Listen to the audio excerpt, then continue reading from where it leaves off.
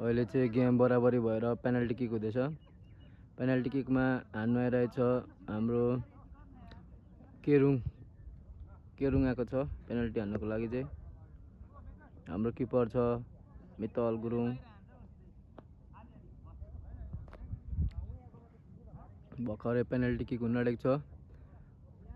सेमिफाइनलको game चाहिँ बराबरी draw भएर पेनल्टीमा सीमित भएको छ र पेनल्टीको लागि आइरहेछ केरुङ।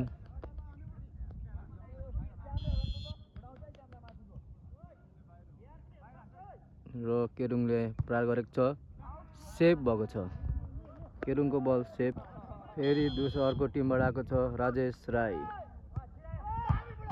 दामी गोल भएको छ। राम्रो स्कोर हालेको छ भाइले। राम्रो स्कोर। राजेश राईले राम्रो गोल प्रहार गरेको छ भने हाम्रो अर्को किपर आएको छ मितल गुरुङ र हान्दैछ निश्चल लिम्बुले। किपरको चलिरहेछ अहिले। सेभ भएको छ। हाम्रो किपरको विरुद्ध किपरै आएको छ भने हाम्रो क्युआरटी टिमबाट पनि किपर। दामी गोल।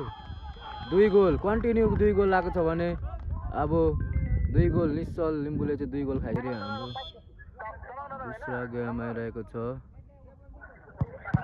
सेभ 2मा 2 सेभ भएको छ। सेभ भएको छ भने फेरि हाम्रो अर्को आएको छ